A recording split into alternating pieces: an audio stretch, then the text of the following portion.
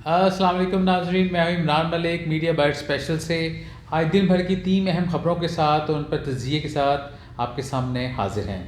ناظرین، سب سے پہلی خبر جو آپ سے شیئر کرنی ہے وہ آپ کل سے دیکھ رہے ہیں کہ پاکستان پیپلز پارٹی کا سینٹرل ایگزیکٹو کمیٹی کا جب اجلاس ہوا اس کے بعد محترمہ جو مریم نواز ہے ان کا ریئیکشن، کل ایک پریس کانفرنس ہوئی، اس میں ان کا بہت زیادہ غصے والا تھا، جو کہ انہوں نے خواجہ آصف کی گرفتاری پر کی تھی۔ مین غصہ ان کو تھا سینٹرل ایگزیکٹو کمیٹی کے جو ٹکرز چل رہے تھے ٹی وی چینلز پہ کہ پاکستان پیپلز پارٹی نہ تو استعفے دے گی اور نہ ہی وہ سینٹ الیکشن کا بائیک آؤٹ کرے گی۔ اس کے بعد مریم کا ڈیفینیٹلی بنتا تھا ریئیکشن، وہ ریئیکشن انہوں نے خواجہ آصف کی جیسے گرفتاری نیب سے کی طرف سے ہوئی تو انہوں نے ٹی وی پہ آ گئی ہے، بہت زیادہ بوکھلاہٹ کا شکار تھی، بہت زیادہ غصے میں تھی۔ کسی بھی ناظرین سیاستدان کو ہم دیکھتے آئے ہیں کہ اتنا زیادہ غصہ یا اتنی بوکھلاہٹ نہیں دیکھی جو ہم نے کل مریم نواز کو دیکھی۔ اسی کا جو ریئیکشن تھا آج دوبارہ نمودار ہوا۔ آج انہوں نے کشمیر ہاؤس میں ایک ریلی سے خطاب کیا، چھوٹی سی ریلی تھی کشمیر الیکشن پہ، اور اس میں بھی انہوں نے بہت بڑی لمبی تقریر کی جو کہ اتنی لمبی بنتی نہیں تھی، اور انہوں نے میاں محمد نواز شریف کی جتنے بھی کام کیے ہیں ان کو اور پھر بہت زیادہ کرٹیسائز کیا کرنٹ حکومت کو، عمران خان کو۔ حالانکہ وہ کہتی ہیں کہ عمران خان سے ان کا مقابلہ نہیں ہے اور ان کا مقابلہ عمران خان کو لانے والوں سے ہے، تو کبھی وہ یہ ٹریک لیتی ہیں اور کبھی وہ عمران خان پہ فل اٹیک کرتی ہیں، تو یہ سارا ناظرین بہکاہٹ کا شکار ہیں۔ مریم کو چاہیے، ہم اپنا سجیشن ہی دے سکتے ہیں، اگر تو انہوں نے سیاست میں لانگ ٹرم چلنا ہے اور ایک لمبی اننگ کھیلنی ہے تو انہیں اپنے اندر ٹھہراؤ لانا ہوگا، شائستگی لانی ہوگی۔ وہ اپنے آپ کو کمپیئر کرتی تھی محترمہ بینظیر بھٹو سے، تو میں نے ان کو سجیسٹ کیا تھا کہ آپ کم سے کم 2-3 محترمہ بینظیر بھٹو کی اسپیچیں سن لیں کہ ان کی تقاریر کیسی ہوتی تھی اور اس میں کون سا رنگ عنصر نمایاں ہوتا تھا۔ غصے کا عنصر کہیں بھی نظر نہیں آتا، وہ جذباتی ہوتی تھی، لاجیکل بات کرتی تھیں، لیکن مریم کی باتوں میں وہ جو ان کے اسپیچ رائٹرز ہیں پرویز رشید صاحب، جن کے بارے میں مشہور ہے کہ وہ میاں نواز شریف ہو یا کوئی بھی سیاستدان ہو ان کو بند گلی میں لانے میں ان کا بڑا کردار رہا ہے، تو مریم کو بھی بند گلی میں لانے میں ان کا کوئی کم کردار نہیں ہے۔ دیکھتے ہیں سیاست کس کروٹ بیٹھتی ہے، لیکن مریم کافی اپسیٹ تھیں آج بھی اور کل بھی، کہ کیونکہ وہ خود قومی اسمبلی کی رکن نہیں ہیں، مولانا فضل الرحمان خود قومی اسمبلی کے رکن نہیں ہیں، تو لہٰذا ان کا فرسٹ یہی ہے کہ فوراً سے پہلے استعفے دیے جائیں۔ پاکستان پیپلز پارٹی جو کہ اس گیم میں مین پلیئر ہے کیونکہ اس کے ایم این اے حضرات بھی ہیں، اس کی سندھ میں حکومت بھی ہے، تو اس کے سٹیکس کافی ہائی ہیں۔ پاکستان مسلم لیگ نون کی سوائے ذات کی میری کہیں بھی حکومت نہیں ہے اور وہ بھی ختم ہونے جا رہی ہے، اس میں الیکشن آ رہے ہیں، تو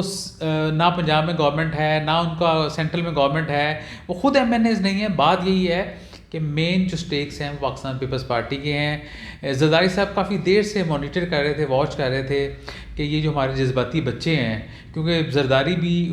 بلاول بھی جو ہیں وہ محترمہ مریم نواز کی رو میں بہہ رہے تھے، اسی طرح جذباتی ہو رہے تھے استعفوں کے معاملے پہ، لانگ مارچ کے معاملے میں، لیکن ان کو شاید وہ بھی بھول رہے تھے کہ کچھ حلقوں کے بغیر کوئی بھی حکومت نہیں بن سکتی، کوئی بھی تبدیلی نہیں آ سکتی۔ زرداری پرانے کھلاڑی ہیں، وہ سمجھتے تھے، لہٰذا انہوں نے اپنا فائنل سٹروک جو ہے وہ کل کھیلا، اور بلاول نے جو ہے پریس کانفرنس کی آ کے، اور بہت ہی کنفیوز پریس کانفرنس تھی،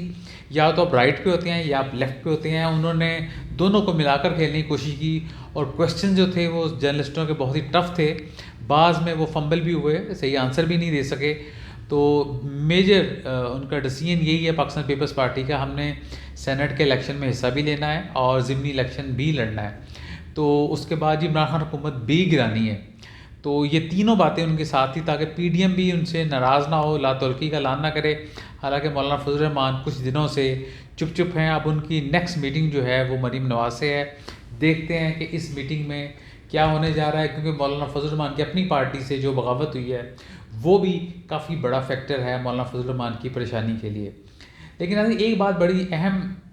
مریم کو جاننی چاہیے، مریم نے 2-3 اپنی سپیچز میں تقاریر میں کہا ہے کہ مولانا فضل الرحمان کے وہ لوگ ہیں جن کی کوئی اہمیت نہیں تھی، چھوٹے نام تھے،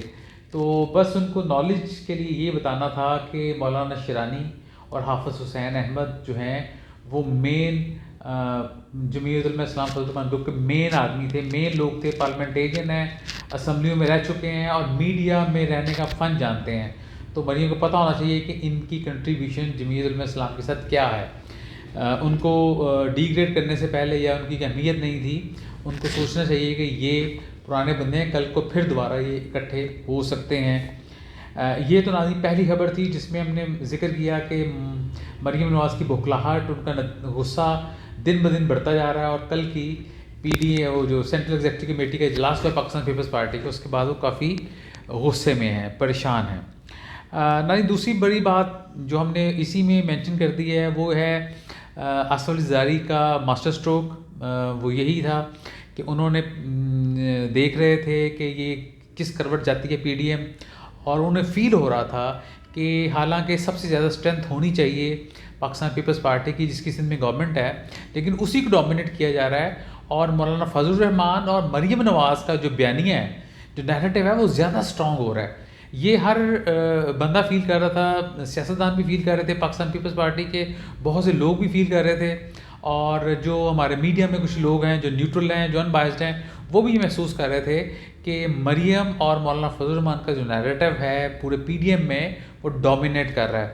تو ہم یہی سمجھ رہے تھے کہ آصف علی زرداری کبھی بھی یہ نہیں چاہیں گے کہ جو وہ سب سے بڑے پلیئر ہیں اور ان کی موجودگی میں دوسرا کوئی لیڈ کرے۔ تو کل انہوں نے بڑے پیار سے، بڑے اچھے طریقے سے اپنی سینٹرل ایگزیکٹو کمیٹی سے یہ پروو کروایا کہ ہم سینٹ کے الیکشن میں بھی جائیں گے اور ہم ضمنی الیکشن میں بھی حصہ لیں گے، اور پی ڈی ایم کو انہوں نے ایک سمجھ لیں کہ لال جھنڈی دکھا دی ہے۔